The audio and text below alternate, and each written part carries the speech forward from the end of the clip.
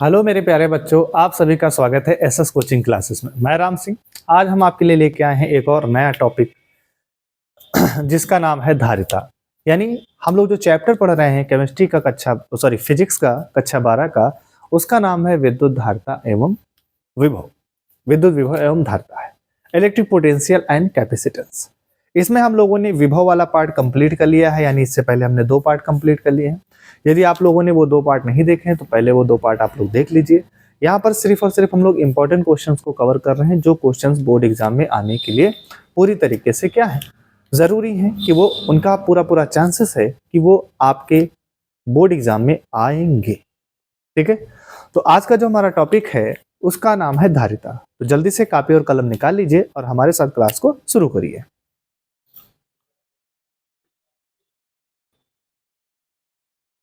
तो देखिए बेटा, आज का जो हमारा टॉपिक है उसका नाम है विद्युत धारिता। इंग्लिश में बोला जाता है कैपेसिटेंस, इलेक्ट्रिक कैपेसिटेंस। अब ये धारिता क्या होती है? तो धारिता का जो अर्थ होता है वो होता है क्षमता। क्या होता है? क्षमता, यानी कैपेसिटी। किस चीज की कैपेसिटी? तो याद रखना, हर एक चीज की अपनी बेटा क्या होती है? क्षमता होती है। कि जैसे हर व्यक्ति के, कुछ लोगों को दुख झेलने की क्षमता होती है ना? कुछ लोगों को खुशी झेलने की क्षमता होती है। उसी तरीके से हर व्यक्ति के अंदर अपनी क्या कोई ना कोई क्षमता होती है। तो यहाँ पर क्षमता का मतलब होता है किसी चीज को धारण करना। जैसे मैं एक एग्जाम्पल की बात करूं कि जैसे मान लीजिए मेरे पास एक ग्लास है, ये ग्लास है और इस ग्लास में 100 ml वाटर आ सकता है, या मैं मान लेता हूं कि 1 लीटर 1000 ml आ सकता है, 1000 ml वाटर आ सकता है। तो मैं इसके अंदर क्या डालूंगा? पानी को इसके अंदर डालूंगा। कौन डालूंगा? वाटर को डालूंगा, यानी जल को मैं इसके अंदर डालूंगा। तो जब मैं जल के इसके अंदर डालूंगा तो ये जल इस तरीके से यहां तक भर जाएगा, है ना? ठीक है। और इसके बाद जब ये पानी और ज्यादा हम देते जाएंगे तो ये पानी क्या हो जाएगा? इस ग्लास के बाहर चला जाएगा, है ना? तो ये पानी क्या हो गई? तो पानी को धारण करने की जो ग्लास की क्षमता थी वो कितनी थी? 1000 ml। यानी वो पानी को 1000 ml पानी को अपने अंदर क्या कर सकता है? धारण कर सकता है। तो सिंपल सी बात ये हमें समझ में आ गई कि सर धारिता का मतलब होता है कैपेसिटी। कैपेसिटी का मतलब होता है क्षमता। तो सर यहाँ पर किसकी क्षमता? तो याद रखना, आवेश को धारण करने की क्षमता। किसकी क्षमता? आवेश। तो आवेश को धारण करने की जो क्षमता होती है किसी भी चालक की, वो क्या कहलाती है? आपकी धारिता कहलाती है। ये आपका एक तो मीनिंग हो गया, सिंपल सी बात है, ये आपकी क्या हो गई? मीनिंग हो गई। ठीक है। अब यहां पर अगर हम धारिता को परिभाषित करना चाहे तो किस तरीके से परिभाषित करेंगे? तो यानी आवेश को धारण करने की क्षमता, ये आप लोगों ने देखा, ये हमारी क्या कहलाती है? धारिता। एक तो सिंपल मीनिंग समझ में आ गया, धारिता का मतलब क्या है सर? कैपेसिटी है। अगर अभी हम लोगों ने पढ़ा था पिछले क्लास में कि जो धारिता, जो आवेश होता है वो विभव के क्या होता है? समानुपाती होता है। यानी जैसे जैसे हम विभव आवेश का मान बढ़ाते जाएंगे वैसे वैसे विभव का मान क्या होता है? बढ़ता जाता है। और आप लोग जानते हैं कि जब भी हम समानुपाती का चिन्ह हटाते हैं तो वहां पर बराबर का चिन्ह और एक कांस्टेंट आता है। तो यहाँ पर इसको हम सॉल्व करेंगे तो एक बराबर का चिन्ह आएगा, साथ में क्या आएगा? एक कांस्टेंट सी है, और यहाँ पर क्या है? वी है। जहां पर बेटा आपकी जो सी है, आपकी जो सी है वही बेटा क्या है? धारिता है। क्या है? धारिता, यानी यही कैपेसिटेंस है। ये आपकी बेटा क्या होगी? धारिता होगी। अगर मैं यहां से धारिता के लिए फार्मूला निकालूं तो क्या हो जाएगा? Q/V हो जाएगा, क्योंकि V इसके नीचे आ जाएगा तो C का मान यहाँ पे निकल आएगा। तो ये हमारी बेटा क्या हो गई? धारिता का फार्मूला हो गया। तो अब अगर हम टू द पॉइंट इसको परिभाषित करना चाहें तो यदि हम इसको क्या मान लें? यदि हम, हमेशा याद रखना, कभी ऐसे फार्मूला बेस्ड पे आपकी जितनी भी परिभाषाएं आती हैं, हमेशा नीचे वाले को इकाई मान लो। तो V को अगर हम इकाई मान ले तो यहाँ पर जो C होगी वो Q के बराबर हो जाएगी। क्यों? क्योंकि अगर V की जगह पे हम 1 रखेंगे तो 1 से इसको डिवाइड करेंगे तो क्या आएगा? Q ही आएगा। तो C बराबर Q। यानी किसी चालक में जो आवेश उपस्थित होता है, यानी इकाई वोल्ट में किसी चालक में उपस्थित आवेश क्या होती है? उसकी धारिता कहलाती है। अगर इसको ब्रॉड सेंस में आप परिभाषित करना चाहेंगे तो क्या कहेंगे? ध्यान से सुनना। यानी क्या होगी? ध्यान से सुनिएगा। किसी चालक की धारिता, क्या कहेंगे? किसी चालक की धारिता उस आवेश के बराबर होती है जो उस चालक के विभव में 1 वोल्ट की क्या कर दे, वृद्धि कर दे। क्या कर दे, 1 वोल्ट की वृद्धि कर दे। लिख लीजिए आप लोग, लिखिए, किसी चालक की धारिता उस आवेश के बराबर होती है, किसी चालक की धारिता उस आवेश के बराबर होती है जो उस चालक के विभव में, उस चालक के विभव में 1 वोल्ट की वृद्धि कर दे। तो जैसे सपोज करिए, एक एग्जांपल समझिए। मान लीजिए हमारे पास एक कोई चालक है, हमारे पास कोई एक चालक है, और सपोज करिए कि इसके पास 15 वोल्ट का विभवांतर है, सॉरी विभव कितना है, 15 वोल्ट है। अब मैं इस चालक को आवेश, कितना आवेश दे दूं तो बेटा इसका कितना हो जाए, 15 से 16 हो जाए। तो सर आप कहेंगे सर कितना आवेश, यानी 15 से 16 वोल्ट होने के लिए यहां पर हम बेटा जो आवेश देंगे वही आवेश क्या होगा, वो उसकी धारिता के बराबर होगा। बात समझ में आई? तो 15 से 16 होना चाहिए, 20 से 21 होना चाहिए, 90 से 91 हो, मतलब 1 वोल्ट की वृद्धि करने के लिए जितने आवेश की आवश्यकता होगी वही उस चालक की क्या कहलाएगी, धारिता कहलाएगी। समझ में आई बात? तो क्या है परिभाषा, यानी किसी चालक की धारिता उस आवेश के बराबर होती है जो उसके विभव में 1 वोल्ट की बेटा क्या कर दे, वृद्धि कर दे। वो क्या कहलाती है, चालक की धारिता कहलाती है। बात समझ में आ गई? क्या कहलाती है मेरे बच्चे, चालक की धारिता कहलाती है। ठीक है, अब यहां पर ध्यान से देखो, मान लेते हैं कि जैसे अगर हम बात करें इसका मात्रक, तो इसका जो मात्रक होता है बेटा होता है फैरेड। क्या कहते हैं इसको, फैरेड इसका मात्रक होता है, और इसको एफ से लिखते हैं। इसका मात्रक क्या होता है, फैरेड होता है। तो कभी कभी एग्जाम में आता है कि 1 फैरेड की परिभाषा क्या होगी, 1 फैरेड की परिभाषा क्या होगी, ये आपके एग्जाम में पूछा जाता है। 1 फैरेड की परिभाषा क्या होगी, या 1 फैरेड क्या होता है, जो भी आपसे क्वेश्चन आएगा उस तरीके से पूछेगा। तो याद रखना, 1 फैरेड की परिभाषा की अगर हम बात करें तो ध्यान से मेरी बात सुनना। अगर यदि हम मान लें आवेश इकाई 1 कूलाम हो और विभव में वृद्धि कितनी हो रही हो, 1 वोल्ट की वृद्धि हो रही हो, तो चालक की जो धारिता होगी वो बेटा कितनी होगी, 1 फैरेड के बराबर होगी। यानी कह दें हम इसका टू द पॉइंट क्या कहेंगे, यानी यदि किसी चालक को 1 कूलाम आवेश देने से उस चालक के विभव में वो 1 वोल्ट की वृद्धि हो तो उस चालक की धारिता 1 फैरेड के बराबर होती है। क्या कहा मैंने, ध्यान से सुनिएगा। यदि किसी चालक को 1 कूलाम आवेश देने पर उस चालक के विभव में 1 वोल्ट की वृद्धि हो तो उस चालक की धारिता 1 फैरेड के बराबर होती है। तो ये हमारा बेटा क्या हो गया, फैरेड की परिभाषा हो। ठीक है, फिर से ध्यान से सुनिए। किसी चालक को 1 कूलाम आवेश देने पर उस चालक के विभव में 1 वोल्ट की वृद्धि हो, किसकी वृद्धि हो मेरे बच्चे, 1 वोल्ट की वृद्धि हो तो उस चालक की धारिता 1 फैरेड के बराबर होती है। आपको इतनी बात समझ में आ गई, किसके बराबर होती है, 1 फैरेड के बराबर होती है। क्लियर है, इतनी बात आपको समझ में आ गई। तो सबसे पहले हमने क्या देखा, धारिता। तो हम जानते हैं धारिता का मतलब क्या होता है, कैपेसिटी, और कैपेसिटी का मतलब होता है क्षमता का, क्षमता मतलब किसी चीज को धारण करने की क्षमता। तो यहाँ पर चालक की धारिता मतलब आवेश को धारण करने की क्षमता, एक सिंपल सा मीनिंग ये होता है। ठीक है, अब आप लोग देखिए, फिर हमने धारिता को परिभाषित किया है, क्योंकि हम जानते हैं किसी भी चालक को दिया गया आवेश उसके विभव के क्या होता है, समानुपाती होता है। यानी आवेश बढ़ाते जाएंगे तो उसका विभव भी क्या होता है बेटा, बढ़ता जाएगा। इसलिए यहाँ पे समानुपाती का चिन्ह हटाएंगे, बराबर का चिन्ह आएगा, और उसकी जगह पे कांस्टेंट सी आएगा, जहां पर सी क्या है, धारिता है, और सी के लिए फार्मूला बनाएंगे तो क्या बनेगा, Q/V बनेगा। ये बात याद रखिए। इसका मात्रक क्या होता है, फैरेड होता है, और 1 फैरेड की परिभाषा हम लोगों ने देख ली। अब हम लोग बेटा जो आगे देखने वाले हैं वो देखेंगे कि कोई हमारे पास एक गोलीय चालक है, उस गोलीय चालक की धारिता क्या होती है, और सबसे ज्यादा ये इंपॉर्टेंट क्वेश्चन है, तो जल्दी से इसका स्क्रीनशॉट ले लीजिए। तो बेटा देखिए, अब हमारे पास जो अगला टॉपिक है उसका नाम है गोलीय चालक की धारिता, और ये बहुत ज्यादा इंपॉर्टेंट क्वेश्चन है जो आपके एग्जाम में पूछा जाना है। ठीक है, तो देखिए गोलीय चालक की बात करें तो मानिए मेरे पास एक कोई गोलीय चालक है, और सपोज करिए इसको +Q आवेश दिया जा रहा है। कितना आवेश दिया जा रहा है, +Q आवेश दिया जा रहा है। कितना आवेश दिया जा रहा है, +Q आवेश दिया जा रहा है।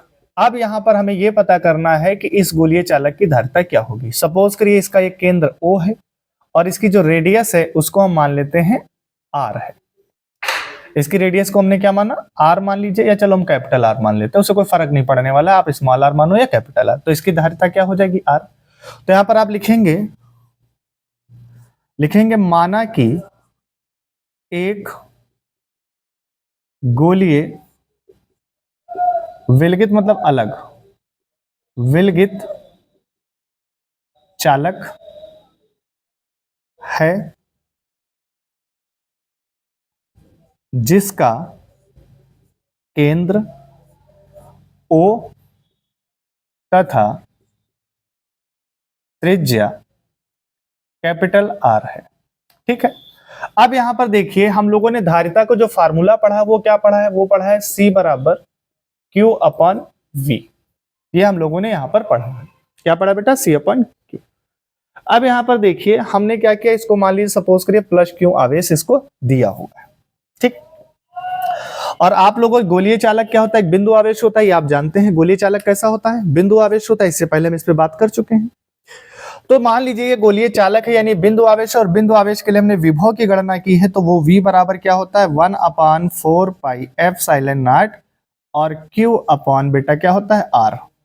ये आप लोगों ने पढ़ा। ठीक, ये इतना आप जो जानते हैं।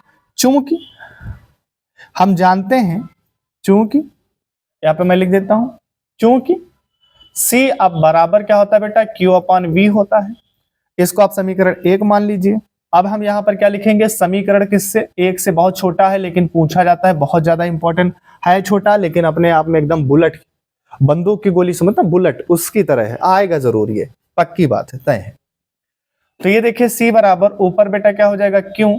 अच्छा यहां पर हम इसको आवेश को कैपिटल Q रखे, चलो अब इसको स्मॉल Q रख देते हैं, कोई दिक्कत ना होने वाली है, क्या है स्मॉल Q। ठीक, अब यहां से इसके मान को हम रखेंगे तो 1 अपॉन क्या हो जाएगा, स्मॉल Q रख लेना ताकि तुम्हें काटने में दिक्कत ना हो, 1/4 पाई एप्सिलॉन नॉट, और बेटा ये Q अपॉन क्या हो जाएगा R हो जाएगा। क्लियर है। उस कंडीशन में देखो ये Q से Q कैंसिल आउट हो जाएगा, तो ये सब बटे में चीजें तो कहां चली जाएंगी, ऊपर। तो C बराबर क्या हो जाएगा 4 pi epsilon not into R। यानी अगर मुझे किसी गोलीय चालक की धारिता को कैलकुलेट करना होगा, C क्या है यहाँ पर, धारिता है, अगर मुझे किसी गोलीय चालक की धारिता को कैलकुलेट करना होगा तो हमें क्या पता होना चाहिए, उस चालक की हमें त्रिज्या पता होना चाहिए, यानी उसकी धारिता को आसानी से निकाल लेंगे। अगर हम इसी को सीजीएस पद्धति में देखें तो सीजीएस पद्धति में यहाँ पर ये 1/4 पाई एप्सिलॉन नॉट का मान जो है वो कितना होता है, 1 होता है, इसलिए C बराबर क्या हो जाएगा, R हो जाएगा। C बराबर क्या हो जाएगा, R। तो यहाँ पर आप इसको रहने दीजिए, कोई मतलब नहीं है इसका, सीजीएस पद्धति में आप यहाँ तक रखिए। तो किसी भी चालक की धारिता निकालने के लिए आपको उसकी रेडियस पता होना चाहिए। यदि आपको रेडियस पता है तो उस चालक यानी कोई भी आपके पास गोलीय चालक है तो आप उसकी धारिता को कैलकुलेट कर सकते हैं। ठीक है, तो यहाँ पर ये आपको बात समझ में आ गई होगी। अब हम बेटा जो इसके बाद पढ़ने वाले हैं वो आप लोगों ने देखा होगा, उसका नाम है संधारित्र। तो जल्दी से इसका स्क्रीनशॉट ले लीजिए, फिर हम लोग देते हैं संधारित्र को।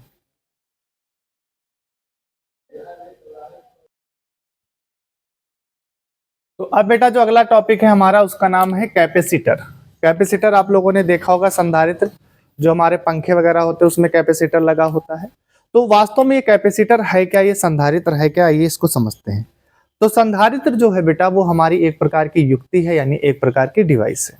कैसी डिवाइस है, ध्यान से समझिएगा कि जैसे सपोज करिए मान लीजिए हमारे पास, पहले इसको समझ लेते हैं, एक ये प्लेट है, सपोज करिए प्लेट A है और एक प्लेट B है। हालांकि पतली और मोटी हो गई हैं तो मैं इसको बराबर बना देता हूं। एक प्लेट A है और दूसरी प्लेट मेरे पास बेटा क्या है, B है। एक प्लेट ये A है और एक प्लेट बेटा ये B है। ठीक है, सपोज करिए इस प्लेट A को प्लस Q आवेश दिया जाता है, तो जिसके कारण इसके इस वाले सरफेस पे पॉजिटिव चार्ज हो जाएगा और इसके जो नियरेस्ट प्लेट होगी उस पर अपोजिट चार्ज डेवलप हो जाएगा। अपोजिट चार्ज क्यों डेवलप होगा, विद्युत आवेशन के कारण, विद्युत प्रेरण के कारण।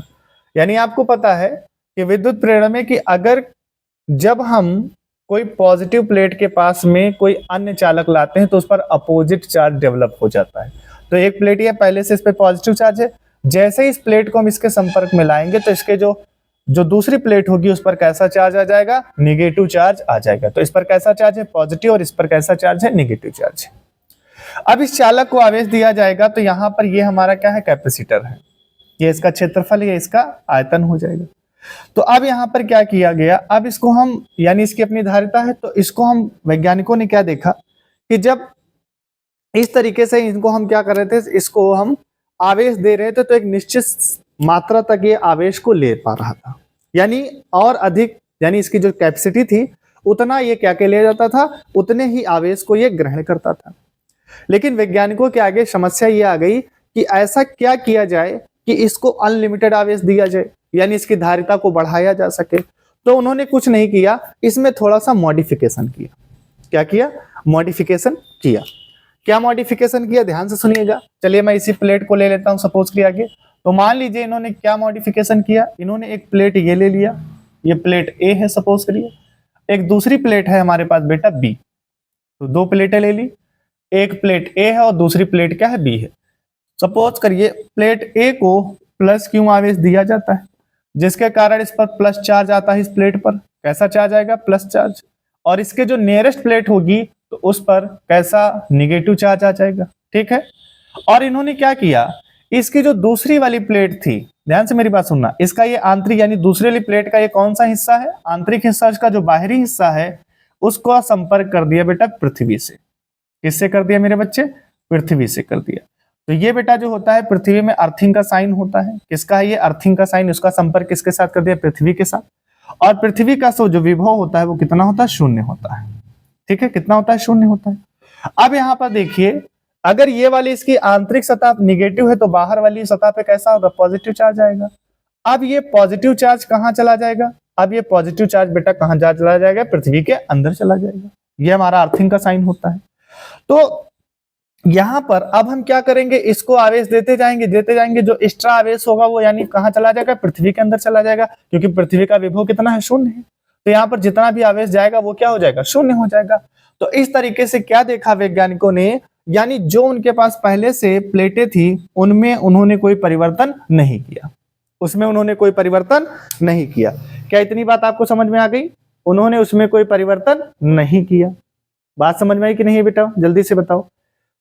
तो अब हमें परिभाषित क्या करना है कि सर संधारित्र क्या होता है, तो ध्यान से मेरी बात सुनना।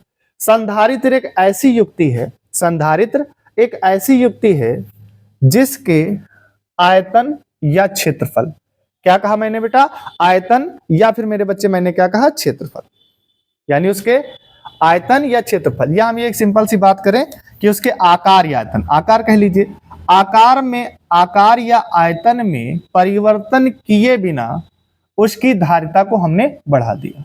तो यही हमारा क्या कहलाएगा, संधारित्र कहलाएगा। एक बार फिर से थोड़ा सा समझिएगा ध्यान से, यानी संधारित्र वह युक्ति है जिसमें उसके आयतन या आकार में परिवर्तन किए बिना उसकी धारिता को बढ़ाया जा सकता है। क्या किया जा सकता है बेटा, धारिता को बढ़ाया जाता है। क्लियर, इतनी बात समझ में आई। तो यहां पर क्या होगी इसकी परिभाषा, देखो, हमने इसके आयतन और आकार में कोई परिवर्तन नहीं किया, लेकिन हमने इसकी धारिता को बढ़ा दिया। अब आप इसको जितना चाहो उतना आवेश दे सकते हो, ठीक है। यहां पर क्या था कि फिक्स था, समझ लीजिए, यहां पर क्या था, फिक्स था, यानी इसकी जितनी क्षमता होगी आप उतना ही आवेश इसको दे सकते थे, लेकिन यहां पर अनलिमिटेड आवेश दे सकते। इसी को इन्होंने क्या किया, मॉडिफाइड कर दिया। यही हमारा क्या होता है बेटा, यही हमारा हो जाएगा क्या, सिद्धांत, किसका, संधारित्र का। तो ये हमारा सिद्धांत क्या हो जाएगा बेटा, संधारित्र का सिद्धांत हो जाएगा, ठीक है। जल्दी से बताइए,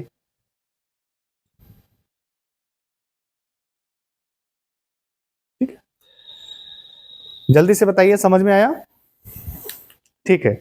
अब इसको नोट करिए, फिर इसके बाद हम लोग बेटा देखने वाले हैं संधारित्र के प्रकार। क्या देखने वाले हैं, संधारित्र के प्रकार देखने वाले हैं।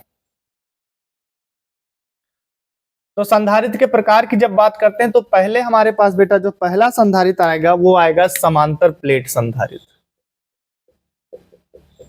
समांतर प्लेट संधारित्र।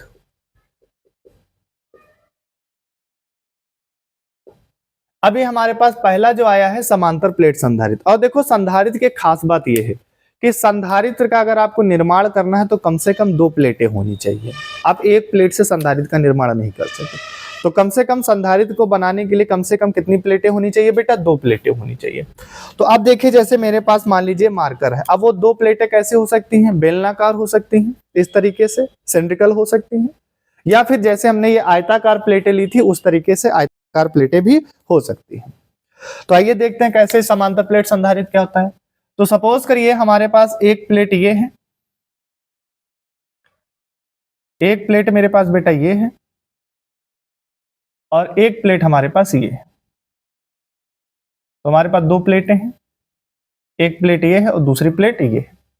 सीधा नहीं बनना है, एक प्लेट बेटा ये है और दूसरी प्लेट हमारे पास ये है। क्लियर है? 2 प्लेटें हमने ले ली। सपोज करिए प्लेट ये ए है और ये प्लेट बी है, और प्लेट ए को क्या किया था हमने? प्लस क्यू आवेश दिया था, जिससे इसकी आंतरिक सतह पर कैसा चार्ज आया था? पॉजिटिव चार्ज आया था। और इस पर, इस वाली प्लेट पर जो नियरेस्ट प्लेट है उसकी, उस पर कैसा आया था? निगेटिव चार्ज आ गया था। ठीक, कौन सा चार्ज आ गया था? Negative charge. और इसकी जो बाहर वाली प्लेट है उसका संपर्क पृथ्वी से कर दिया था। ये आपको इतना काम जरूर करना है कि इस प्लेट का संपर्क पृथ्वी, यानी जो दूसरी प्लेट होगी उसका संपर्क पृथ्वी से कर देंगे। अब यहाँ पर जो पॉजिटिव चार्ज आएगा वो कहाँ चला जाएगा? पृथ्वी के अंदर चला जाएगा। मान लेते हैं कि दोनों प्लेट के जो बीच की डिस्टेंस है वो क्या है? स्मॉल डी है। डिस्टेंस कितनी है? स्मॉल डी है। और इन प्लेटों का जो क्षेत्रफल है वो क्षेत्रफल मान लेते हैं क्या है? ए है। इसका भी क्षेत्रफल ए है और इसका भी क्षेत्रफल क्या? ए है। और यहां से विद्युत बल रेखाएं निकल रही हैं, तो ये हमेशा धन सिरे से निकलती हैं और ऋण सिरे में चली जाती हैं। तो इस तरीके से हम यहाँ पर विद्युत बल रेखाओं को दिखा दे रहे हैं। क्लियर है? तो धन सिरे से निकलती हैं और कहाँ जाती हैं बेटा? ऋण सिरे में जाती हैं। जल्दी से बताइए, क्या इतनी बात आपको समझ में आ गई? जल्दी से बोलो मेरे बच्चों, क्या इतनी बात समझ में आ गई आपको?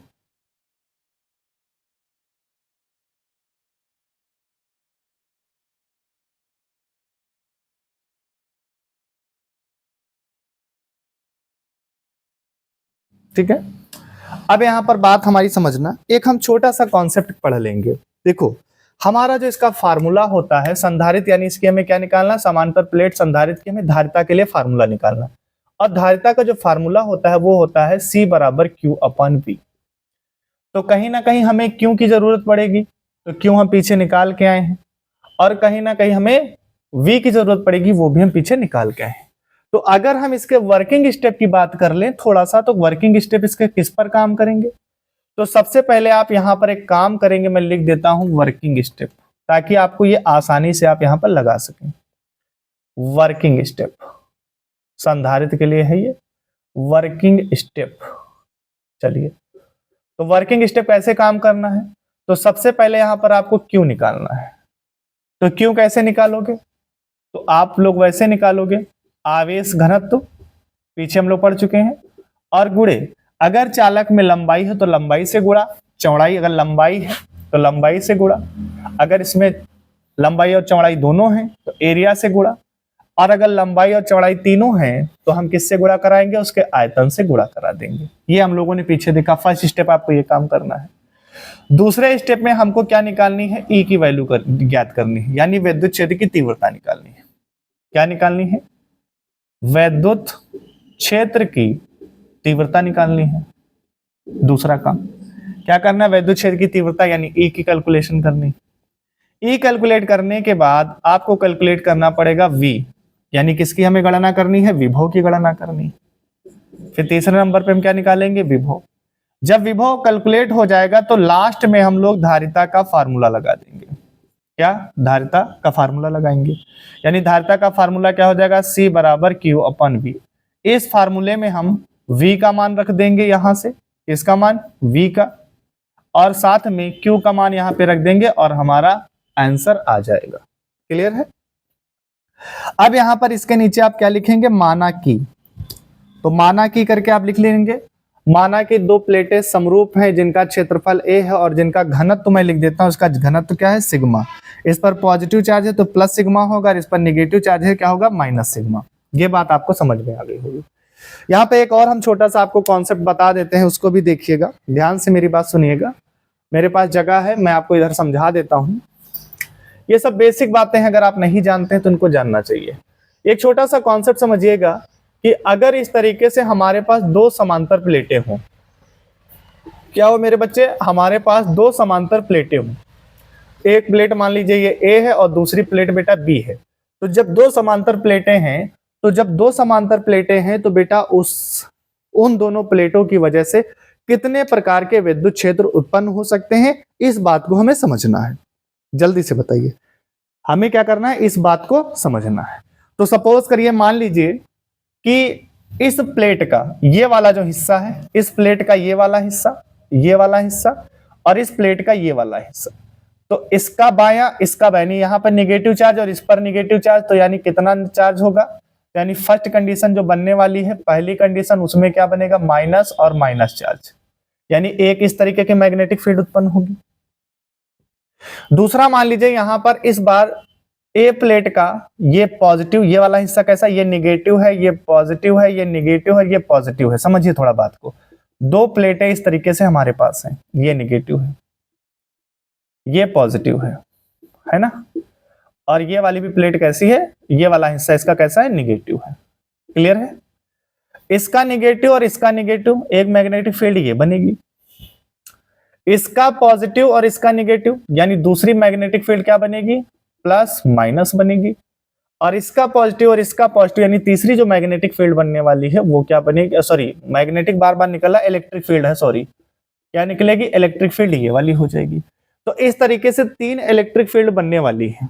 क्यों समझा रहे हो, अभी आगे कुछ देर बाद आपको खुद एहसास होगा क्यों बताया सर ने। तो सबसे पहले मान लीजिए हमें इलेक्ट्रिक फील्ड ए की गणना करनी है, इलेक्ट्रिक फील्ड ए की गणना करनी है, यानी फर्स्ट, यानी ई फर्स्ट कर लेते हैं, पहले इलेक्ट्रिक फील्ड की हमें गणना करनी। तो उसके लिए फार्मूला क्या होता है, अभी गॉस की प्रमेय में आप लोगों ने पढ़ा था, समांतर प्लेट, वहां पर जब समांतर समतल चादर के लिए हमने फार्मूला निकाला था, वो क्या निकाला था, तो ई बराबर हमने निकाला था बेटा सिग्मा अपान 2 एप्सिलॉन नॉट। ये फार्मूला हमने गॉस की प्रमेय से लिया था, मैं लिख देता हूं, गॉस की प्रमेय से। और यहां पर जो हमने प्लेटें ली हैं वो कैसी हैं, समांतर प्लेटें हैं। क्लियर है, तो यहां पर ये सिग्मा है, तो यहां पर देखिए माइनस और ये माइनस है, तो यहां पर क्या होगा, minus A minus B upon 2 epsilon naught. तो ये फर्स्ट मैग्नेटिक फील्ड निकालने का फार्मूला होगा। अब मुझे कौन सी निकालनी है, सेकंड मैग्नेटिक फील्ड निकालनी है, तो वो किस तरीके से निकालोगे, वो हो जाएगा ई सेकंड, तो यानी यहाँ पे एक पॉजिटिव एक निगेटिव, तो सिग्मा ए माइनस सिग्मा बी और अपॉन 2 एप्सिलॉन नॉट, ये दूसरी मैग्नेटिक फील्ड हो गई। क्लियर है, अब अगर मुझे तीसरी मैग्नेटिक फील्ड निकालना होगा तो वो किस तरह से निकालोगे, ई थर्ड, तो यहां पर देखिए दोनों प्लस हैं, तो सिग्मा ए प्लस सिग्मा बी, सिग्मा ए प्लस सिग्मा बी और अपॉन क्या हो जाएगा 2 एप्सिलॉन नॉट। तो इस तरीके से यहां पर जब दो समांतर प्लेटें होंगी तो यहां पर जो तीन तरीके के विद्युत क्षेत्र उत्पन्न होते हैं, बात याद रखना, कितने, तीन तरीके के विद्युत क्षेत्र उत्पन्न होते हैं। अब यहां पर ये प्लेट एक पॉजिटिव और एक नेगेटिव है, तो एक पॉजिटिव एक नेगेटिव है, तो कौन सी दूसरी तरीके की यहां पर मैग्नेटिक फील्ड उत्पन्न होने वाली है, इस फार्मूले का हम लोग यूज करेंगे। क्लियर, इतनी बात समझ में आ गई, तो जल्दी से इसका स्क्रीनशॉट ले लीजिए।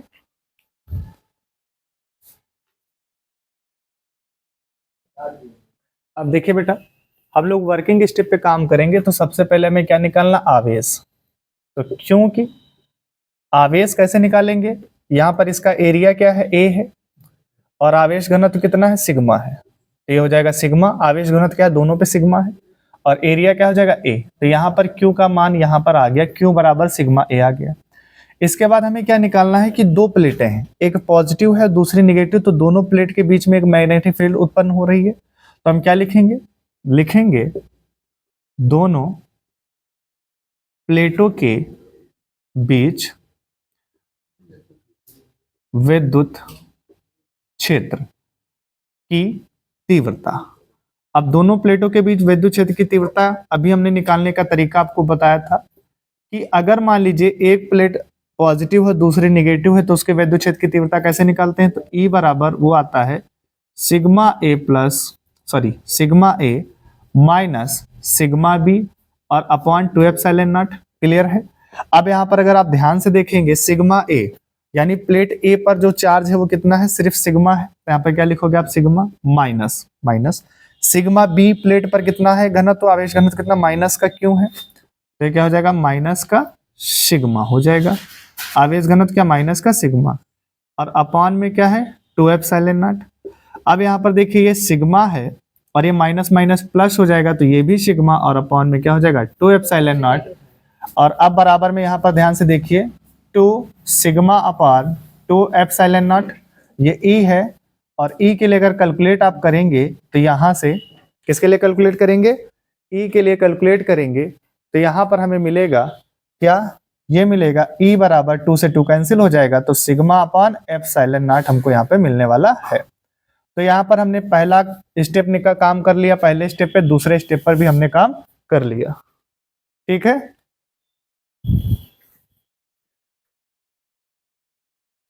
ठीक है। तो यहां पर हमने बेटा ई की गणना कर ली, किसकी गणना कर ली, ई। अब हमें क्या करना है, विभव की गणना करनी है, यानी विभव क्या कितना होगा। तो जब विभव की गणना करेंगे तो विभव का फार्मूला क्या होता है बता सकते हैं आप लोग, तो हम लोग क्या लिखेंगे, अगर आप इसको लिखना चाहो सिस्टमेटिक ढंग से क्या लिखोगे, लिखोगे दोनों प्लेटों के बीच विभवांतर। तो दोनों प्लेटों के बीच विभवांतर निकालो, विभव निकालो, एक ही चीज है। तो दोनों प्लेटों के बीच बेटा देखो विभवांतर निकालेंगे तो वो क्या निकलेगा, तो V बराबर फार्मूला क्या होता है, E इंटू डी। ई क्या है, बल गुणे विस्थापन होता है, ई क्या है, विद्युत क्षेत्र की तीव्रता है, और विद्युत क्षेत्र की तीव्रता मेरे बच्चे क्या है, एक प्रकार का बल है, तो ये तो बल हो जाएगा। विस्थापन, विस्थापन का मतलब दोनों प्लेटों के बीच की दूरी कितनी है, डी, इसलिए E इंटू डी हो जाएगा। अब यहां से हम क्या करें, ई के मान को अगर हम यहां से उठाएं तो ये हो जाएगा सिग्मा अपॉन एप्सिलॉन नॉट और इंटू डी। तो यहाँ पर हमने पोटेंशियल भी इसका निकाल लिया, तो हमने विभव भी निकाल लिया। अब देखो हमारा काम बिल्कुल आसान हो गया, हमने क्यू भी कैलकुलेट कर लिया है और वी भी कैलकुलेट कर लिया, इस फार्मूले में रख देंगे। तो अब हम ये लिखेंगे क्योंकि धारिता का फार्मूला क्या होता है, सी बराबर क्यू अपॉन वी होता है। क्यू से यहाँ के मान को हम उठा के लाएंगे तो क्यू बराबर क्या हो जाएगा, क्यू की जगह पे सिग्मा ए और अपॉन वी की जगह पे हो जाएगा sigma upon epsilon not into D हो जाएगा। यहां से सिग्मा और सिग्मा कैंसिल आउट हो जाएंगे तो ये ऊपर चला जाएगा, तो सी बराबर हो जाएगा एप्सिलॉन नॉट इंटू ए और अपॉन में डी। तो यानी समांतर प्लेट संधारित्र की जो धारिता होती है वो क्या होती है, सिग्मा ए अपॉन डी होती है। इतनी बात आपको समझ में आ गई। तो अगर आप इन वर्किंग स्टेप पे काम करेंगे तो आपको कोई तकलीफ होने वाली नहीं है। तो ये जो आपके हैं ये आपका बेटा वर्किंग स्टेप है, इतना आपका जो है ये वर्किंग स्टेप है। आप इसके नीचे माना की करके लिखेंगे, फिर यहां पर आप इस तरीके से पूरा कर देंगे। इतनी बात आपको लोगों को समझ में आ गई, जल्दी से बताइए क्या इतनी सी बात आपको समझ में आ गई।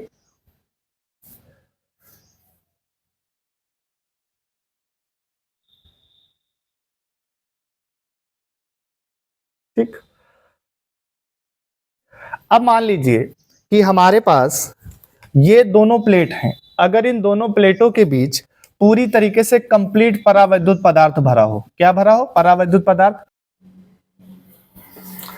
तो बेटा अब मान लीजिए यदि के माध्यम का परावैद्युतांक हो तो यहाँ पर के से मल्टीप्लाई कर देंगे, तो उस कंडीशन में जो धारिता होगी वो कितनी हो जाएगी, सी बराबर एप्सिलॉन नॉट ए इंटू के अपॉन क्या हो जाएगा, डी। तो इस तरीके से हम लोगों ने समांतर प्लेट संधारित्र यानी पहला प्रकार हम लोगों ने संधारित्र का देख लिया। अब हम लोग आगे देखेंगे संधारित्र का दूसरा प्रकार यानी समांतर प्लेट संधारित्र होगा, लेकिन ये संधारित्र यानी संधारित्र के दोनों प्लेटों के बीच परावैद्युतांक पदार्थ होगा, लेकिन वो आंशिक रूप से होगा, कंप्लीटली नहीं भरा होगा। यहाँ पर अभी ये क्या है, ये मान लीजिए परावैद्युतांक पदार्थ पूरी तरीके से कंप्लीट भरा हुआ, कंप्लीट, लेकिन जो अगला हम पढ़ने वाले हैं वो आंशिक रूप से भरा होगा और वो बहुत ज्यादा इंपॉर्टेंट है आपके एग्जाम के लिए। ठीक है, तो जल्दी से आप लोग इसका स्क्रीनशॉट ले लीजिए। तो देखिए बेटा दूसरा जो हमारा है समांतर प्लेट संधारित्र है, लेकिन इस बार आंशिक रूप से परावैद्युत पदार्थ की उपस्थिति में है। मतलब कैसे, पहले इसके डायग्राम को हम समझ लेते हैं थोड़ा। कि मान लीजिए आपके पास ये, हम लोग मान लेते हैं कि ये आपके पास प्लेट ए है, एक प्लेट ये है मान लेते हैं, और एक दूसरी प्लेट हम ये मान लेते हैं। एक प्लेट आपकी ये है और दूसरी प्लेट हम इसको ये मान लेते हैं। तो प्लेट ए ये है और प्लेट बी ये है। सपोज करिए इस प्लेट ए को प्लस क्यू चार्ज दिया जाता है और इस प्लेट के बीच में हमने क्या किया, एक परावैद्युत पदार्थ आंशिक रूप से भर दिया। ये मान लीजिए इसमें हमने एक परावैद्युत पदार्थ भरा हुआ है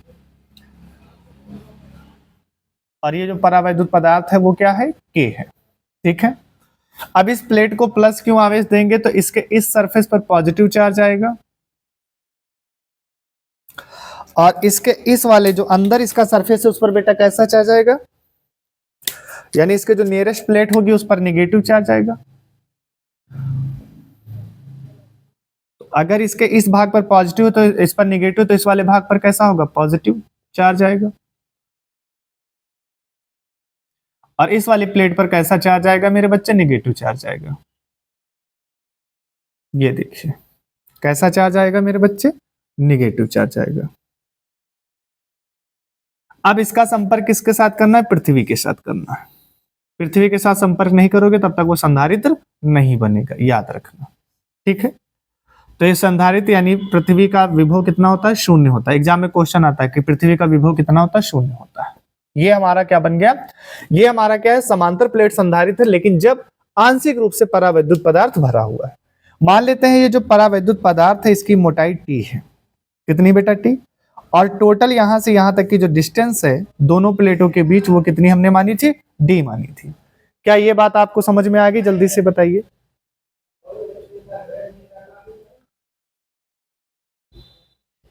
क्या बेटा ये बात आपको समझ में आ गई, जल्दी से बोलिए। ठीक है, अब यहां पर हम क्या करेंगे, देखो हमें क्या करनी है, विद्युत क्षेत्र की तीव्रता निकालनी। पहले तो हमें एक काम करना है कि दोनों प्लेटों के बीच हमें विभव की गणना करनी है। ठीक है, घनत्व इसका होगा, समांतर प्लेटें हैं तो घनत्व वही होगा, इसका प्लस और माइनस तो यहाँ पे दिखाने की जरूरत नहीं है। ठीक है, इससे पहले हम लोगों ने पढ़ा था, क्या पढ़ा था, ध्यान से यहाँ पे देखिए। तो यहाँ पर आप नीचे लिखेंगे माना कि दो समांतर प्लेटें हैं जिनके बीच के टी मोटाई का एक परावैद्युत पदार्थ आंशिक रूप से भरा हुआ है। ठीक है, तो अब ये आप माना कि करके जो भी चीजें आपको यहाँ पर मेंशन करनी है आप कर लीजिएगा डायग्राम को देख करके। अब हम आगे क्या लिखेंगे, हम लिखेंगे सबसे पहले आपको यहाँ पर आवेश की तो यहाँ पे जरूरत पड़ेगी नहीं क्योंकि हम आवेश पहले निकाल चुके हैं वर्किंग स्टेप में, तो उसके कारण हम क्या कर सकते हैं, डायरेक्ट चलो हम लिख देते हैं। तो क्यू बराबर आवेश यहाँ पर क्या हो जाएगा, सिग्मा ए, ये हो जाएगा। इसलिए अब यहां पर क्या निकालेंगे, दोनों प्लेटों के बीच वायु, क्या लिखेंगे बेटा, दोनों प्लेटों के बीच वायु में स्थित किसी बिंदु पर विद्युत क्षेत्र, और हमने समांतर प्लेट के लिए भी निकाला था विद्युत क्षेत्र, तो E बराबर होता है वो सिग्मा अपॉन एप्सिलॉन नॉट आपने यहाँ पे निकाला था। ये एयर की बात की जा रही तो हम इसको ए लिख देते हैं। ई फॉर क्या हो गया, एयर में, तो क्योंकि यहाँ पर दो चीज, एक बात हमारी ध्यान से बिल्कुल आप समझिएगा, यहाँ पर विद्युत क्षेत्र की तीव्रता दो चीजों के कारण होगी। एक तो ये बीच में जो स्पेस है यहाँ पर एयर है, एयर के कारण होगी विद्युत क्षेत्र की तीव्रता, तो उसका भी विभव निकलेगा। और यहाँ पर परावैद्युत पदार्थ के कारण भी क्या होगी, विद्युत क्षेत्र की तीव्रता होगी, उसका भी विभव निकलेगा। तो एक तो हमें वायु के लिए काम करना, दूसरा परावैद्युत पदार्थ के लिए हमें काम करना है। तो इसलिए अब इसका अगर हम विभव निकालेंगे तो विभव क्या हो जाएगा, वी ए बराबर, विभव बराबर क्या होता है, ई इंटू डी, ये होता फार्मूला आप पीछे पढ़ चुके हैं। ई क्या है, सिग्मा अपॉन एप्सिलॉन नॉट, और डी का मतलब है कि यहां से यहां तक टोटल मोटाई कितनी है, डी है, और यहाँ पर टी भाग में यानी इतने भाग में क्या है, टी मोटाई का क्या है, परावैद्युत पदार्थ रखा हुआ है, तो इसको माइनस कर देंगे तो डी माइनस क्या हो जाएगा, टी, तो जो विस्थापन हो जाएगा डी माइनस क्या हो जाएगा, टी। तो बेटा ये क्या हो गया, वी ए। तो यहाँ पर एयर में हमने विभव की गणना कर ली, किसमें बेटा गणना कर ली, विभव की गणना हमने कहां पर की, एयर में की। अब बेटा हम क्या करने वाले हैं, तो याद रखना दोनों प्लेटों के बीच, अब यहाँ पर क्या लिखोगे, दोनों प्लेटों के बेटा माना की करके लिख लेना, पूरा डेरिवेशन ऐसे ही लिखना आपको एग्जाम। माना दोनों प्लेटों के बीच परावैद्युत पदार्थ, क्या लिखोगे बेटा, परावैद्युत पदार्थ स्थित होने के कारण, है ना बेटा, परावैद्युत पदार्थ, हाँ, परावैद्युत पदार्थ की स्थिति में किसी बिंदु पर वैद्युत क्षेत्र, तो वो क्या हो जाएगा, तो सेम ऐसे ही निकालेंगे। ये नेगेटिव प्लेट है, पॉजिटिव प्लेट है, तो वैसे ही निकलेगा, तो ये हो जाएगा ई। और यहां पर याद रखना मेरे बच्चे, इस बार हमने किसके लिए निकाला, परावैद्युत पदार्थ के लिए, तो इसको पहचानने के लिए हम क्या लिख देंगे, ई टी। और ये हो जाएगा सिग्मा, क्या हो जाएगा मेरे बच्चे, सिग्मा, जल्दी से बताना। और अपॉन में मेरे बच्चे क्या हो जाएगा, एप्सिलॉन नॉट। अब ये तो सेम हो गया, लेकिन ये परावैद्युतांक कितना है इसका, के है, तो क्या हो जाएगा, ई के। क्लियर है। इसलिए अब क्या निकालोगे, वी टी, यानी इस टी मोटाई के परावैद्युत पदार्थ के कारण विभव। तो इसका फार्मूला क्या हो जाएगा, ई टी इंटू विस्थापन यानी डी। तो कितना विस्थापन हुआ है, तो यहां पर ध्यान से देखो, ये ई टी का मान यहीं पर आ जाएगा, सिग्मा अपॉन एप्सिलॉन नॉट के। अब यहां पर बेटा देखो, ये किस मोटाई का है, टी मोटाई का है, तो इसका जो डिस्टेंस है वो कितना हो जाएगा, टी हो जाएगा। तो वी टी बराबर बेटा ये आपका आ गया। क्लियर है इतनी बात, क्या आ गया बेटा, वी टी बराबर आपका इतना आ गया। कोई दिक्कत हो तो बताइए। तो अब हम बेटा क्या निकालेंगे, अब हम निकालेंगे, अतः दोनों प्लेटों के बीच विभवांतर, तो दोनों प्लेटों के बीच विभवांतर तो हो जाएगा V, और दोनों के विभवांतर को जोड़ेंगे तो क्या हो जाएगा, V A plus we T, ये हो जाएगा। अब यहां पर देखिए बेटा, दिख रहा है क्या सभी लोगों को, जल्दी से बताइए। दिख पा रहा है, हाँ दिख पा रहा है। अब यहां पर बेटा ध्यान से देखिए, अगर वी ए के मान को हम यहां से उठा के रखेंगे तो ये हो जाएगा सिग्मा अपॉन एप्सिलॉन नॉट, और ये बेटा हो जाएगा डी माइनस टी, प्लस यहां पर क्या है, सिग्मा अपॉन एप्सिलॉन नॉट के, और इंटू यहां पर क्या है, टी। क्लियर है। अब यहां पर ध्यान से देखो, अगर हम यहां से कुछ कॉमन ले लें तो sigma upon epsilon not common हमें मिल जाएगा, तो यहां पर हमारे पास क्या बचेगा, अंदर बचेगा हमारे पास डी माइनस टी और प्लस सिग्मा अपॉन यहां पर सॉरी टी अपॉन के बचेगा। क्या बचेगा, टी अपॉन के बचेगा। ये हमारे पास क्या हो गया, वी हो गया। क्या निकला है, ये वी।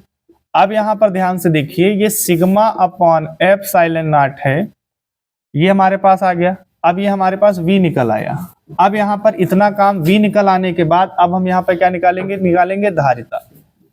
तो धारिता का फार्मूला क्या होता है, धारिता का फार्मूला क्या होता है बेटा, तो धारिता का फार्मूला होता है C बराबर Q अपॉन V। तो Q का मान कितना है बेटा, यहां पर देखिए हमने Q का मान कहीं पे लिखा होगा, ये देखिए Q बराबर क्या है, सिग्मा A है। मैं इसको स्मॉल Q लिख देता हूं, बार बार कैपिटल लिख रहा। तो ये हो जाएगा आपका सिग्मा A, और अपॉन में क्या आ जाएगा, ये आ जाएगा सिग्मा अपॉन एप्सिलॉन नॉट, और यहां पर हो जाएगा D माइनस टी और प्लस T अपॉन के। ये आपके पास आ जाएगा।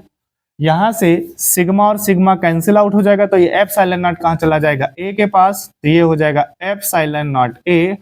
अब यहां पर जो हमारे पास बचा वो बचा है D minus T plus T upon बेटा क्या बचा, के।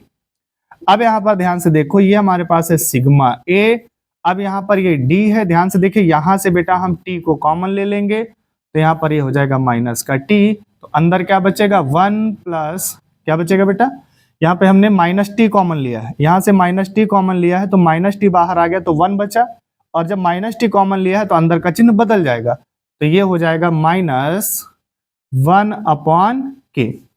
ठीक है, और ये हमारा क्या है, सी है। तो बेटा ये इसकी हमने धारिता यहां पर कैलकुलेट कर लिया। तो ये इसकी धारिता का सूत्र यहाँ पर इस तरीके से इतना आ जाता है। ठीक है, अब गलती मत करिएगा बेटा, यहाँ पर जो माइनस टी है, बच्चे करते क्या है, गलतियां करते हैं यहाँ पर, तो इस स्टेप को बहुत ध्यान से समझिएगा। ये डी अलग है और यहाँ पर जो माइनस टी है वो इस ब्रैकेट के गुणे में है, तो ये बात आप याद रखिएगा। तो ये बेटा हमने क्या निकाला कि समांतर प्लेट संधारित्र की धारिता निकाली जब दोनों प्लेटों के बीच में आंशिक रूप से कोई परावैद्युत पदार्थ भरा हो।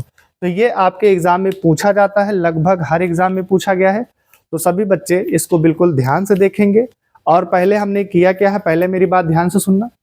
यहाँ पर एक तो ये वायु है और दूसरा परावैद्युत पदार्थ, यानी दो माध्यम की बात हो रही है, एक तो वायु है दूसरा परावैद्युत पदार्थ है।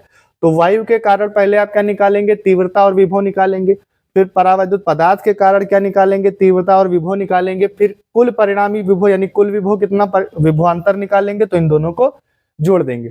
विभवांतर निकलने के बाद फिर धारिता वाले फार्मूले में रख देंगे और इस तरीके से आपको ये यहाँ पर वैल्यू धारिता की प्राप्त हो जाएगी। क्लियर है, तो ये आपको समझ में आया होगा। ठीक है, अभी इसका हमारा जो लास्ट टाइप बचा है उसका नाम है गोलीय संधारित्र की धारिता। ठीक है, तो जल्दी से इसको नोट कर लीजिए।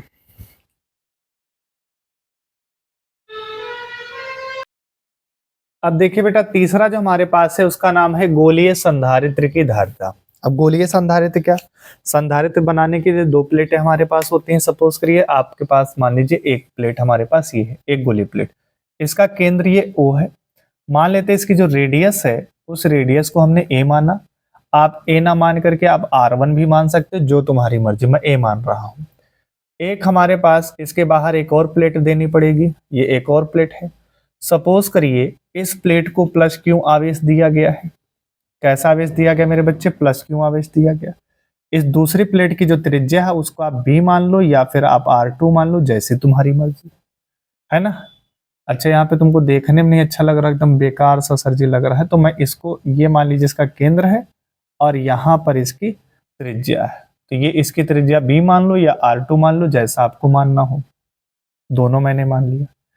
इसको प्लस Q आवेश दिया जाता है, दिया जाएगा ना प्लस Q आवेश, हाँ, जिसके कारण इसके जो नियरेस्ट प्लेट होगी उस पर कैसा चार्ज डेवलप होगा, निगेटिव चार्ज डेवलप होगा। इस पर कैसा चार्ज डेवलप हो जाएगा बेटा, निगेटिव चार्ज डेवलप हो जाएगा। माइनस का चार्ज इस पर क्या हो जाएगा, डेवलप हो जाएगा। ये देखिए, अब इसका हमें क्या करना है बेटा, इसके बाहरी यानी जो बाहर वाला हमारा गोला है उसको पृथ्वी से जोड़ देना है, क्योंकि जब तक हम पृथ्वी से नहीं जोड़ेंगे तब तक ये संधारित्र नहीं बनेगा। इसका जो पोटेंशियल है कितना है, 0 है। ठीक है, अब यहाँ पर मान लीजिए ये अंदर वाला गोला है A और बाहर वाला जो गोला है वो B है, तो दो गोले हैं और दोनों का केंद्र एक जैसा, इनको बोलेंगे सन केंद्रीय। क्या बोलेंगे, सन केंद्रीय, दोनों का केंद्र समान है। ठीक है, तो यहाँ पर देखिए हम जानते हैं कि यहाँ पर आवेश निकालने की आपको जरूरत नहीं पड़ेगी, जैसे हमने गॉस की प्रमेय में भी देखा था कि कोई गोलीय चालक है तो उसका हम डायरेक्ट क्या निकालेंगे, विभव हम यहाँ पर निकाल सकते हैं। तो सबसे पहले हम यहाँ पर लिखेंगे क्या, आप यहाँ पे लिखेंगे माना की करके लिख लेंगे, जो आपका काम है, आपका कर्तव्य है, आपकी ड्यूटी है, माना करके लिखेंगे। आप लिखेंगे गोले A का विभव, तो हम क्या निकालेंगे, गोले A का विभव। तो जब गोले A का विभव निकालोगे तो VA इसको हम लिख देंगे और ये 1/4 पाई एप्सिलॉन नॉट, और गोले A पर कैसा चार्ज है, पॉजिटिव चार्ज है, तो इसलिए Q अपान, और इसकी रेडियस कितनी है, गोले A की रेडियस कितनी है, A है या R1, तो हम A लेके चल रहे हैं, कितनी बेटा, A है। ठीक है, आप मान लीजिए इसको समीकरण 1, या ऐसे लिख लीजिए, समीकरण 1 मत मानिए। तो गोले A का हमने बेटा क्या निकाला, विभव। बहुत आसान है ये, बहुत ज्यादा कठिन नहीं है। अब लिखेंगे गोले B का विभव, तो गोले B का विभव निकालोगे तो VB बराबर ये आपका हो जाएगा 1/4 पाई एप्सिलॉन नॉट, और यहाँ पर बेटा कैसा चार्ज है देखो जरा, तो यहाँ पर बेटा कैसा चार्ज है, निगेटिव चार्ज है। कैसा मेरे बच्चे चार्ज है, निगेटिव चार्ज है। जल्दी से बताइए, निगेटिव चार्ज है कि पॉजिटिव चार्ज है, कैसा चार्ज है, निगेटिव चार्ज है। कैसा चार्ज है मेरे बच्चे, निगेटिव चार्ज है। क्लियर है, तो अब यहाँ पर हम क्या करेंगे, यहाँ पर हम लिखेंगे, क्योंकि हमें क्या चाहिए, आवेश चाहिए, तो आवेश तो यहाँ पर Q हो जाएगा, और इसकी रेडियस देखिए, दूसरे B गोले की रेडियस कितनी है, B है, कितनी बेटा, यहाँ से यहाँ तक B है, तो हमने क्या लिखा, B। अब यहाँ पर हम क्या निकालेंगे, परिणामी विभव, या हम यहाँ पर विभवांतर निकाल लेते हैं। क्या निकालते हैं, विभवांतर, विभवांतर। तो विभवांतर इसका निकालेंगे तो बेटा क्या हो जाएगा, ध्यान से देखना, ये हो जाएगा,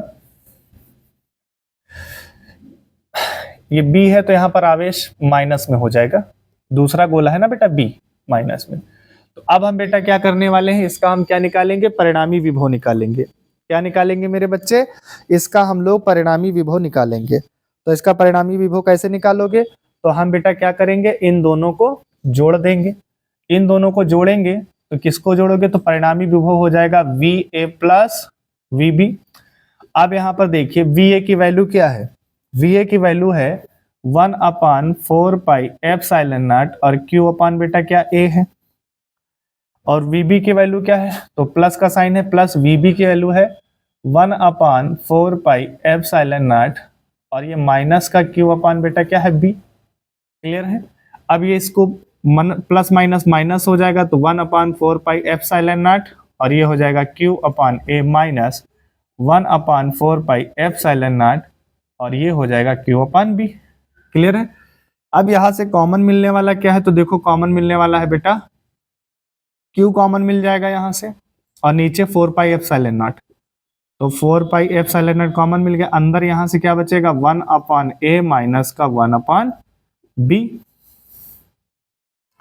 यहां से हो जाएगा Q upon 4 pi epsilon not, ये इसके पास चला जाएगा तो B और माइनस का A और ये इंटू क्या हो जाएगा AB। तो यहाँ पर हमने बेटा ये विभव निकाल लिया। अब यहाँ पर देखिए हम जानते हैं क्योंकि C बराबर धारिता निकालनी है तो Q अपान क्या हो जाएगा, C बराबर हो जाएगा Q अपान V। अब इनके मान को हम यहाँ पे भरेंगे तो ये हो जाएगा Q तो Q ही रहेगा क्योंकि आवेश घनत्व तो हर जगह पर एक जैसा है तो उससे कोई दिक्कत ही नहीं, और यहाँ पर ये आ जाएगा Q upon 4 pi epsilon not और ये बेटा क्या हो जाएगा B माइनस का A अपान में बेटा क्या है AB। क्लियर है। अब इधर ध्यान से देखिए Q से Q कैंसिल आउट हो जाएगा, ये बटे की चीज है तो कहाँ चली जाएगी ऊपर, तो यहाँ पर C बराबर क्या आने वाला 4 पाई एप्सिलॉन नॉट और ये भी बटे में है तो ऊपर कौन चला जाएगा इंटू A इंटू B और नीचे कौन आ जाएगा, नीचे आ जाएगा B माइनस A। तो ये आपके बेटा क्या होती है गोलीय संधारित्र की, ये हमारी धारिता का फार्मूला है। जल्दी से बताइए क्या समझ में आ गया सबको। तो ये बेटा हमारा क्या है गोलीय संधारित्र की धारिता का फार्मूला है। क्लियर है।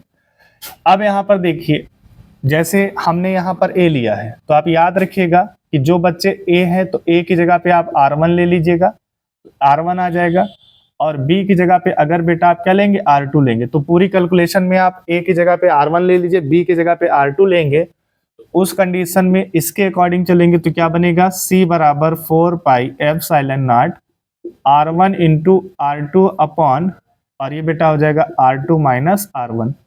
ये आपको कभी कभी एग्जाम में सिद्ध करने के लिए आता है, तो ऐसा सिद्ध करने के लिए आए तो रेडियस R1 लेना फिर R2 लेना।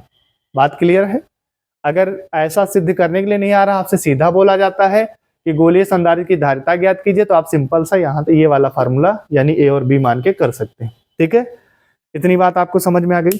तो बेटा इस तरीके से आज की क्लास बेहद ज्यादा इंपॉर्टेंट है और इसमें से जो सेकंड नंबर वाला जो संधारित्र का प्रकार है, दूसरा वाला, जब परावैद्युत पदार्थ आंशिक रूप से भरा हो, तो ये आपके एग्जाम में बहुत ज्यादा पूछे जाने के चांसेस रहते हैं। ठीक है, तो इस तरीके से आज की क्लास कंप्लीट होती है। मिलते हैं नेक्स्ट क्लास में नए टॉपिक के साथ, तब तक के लिए जय हिंद, नमस्कार।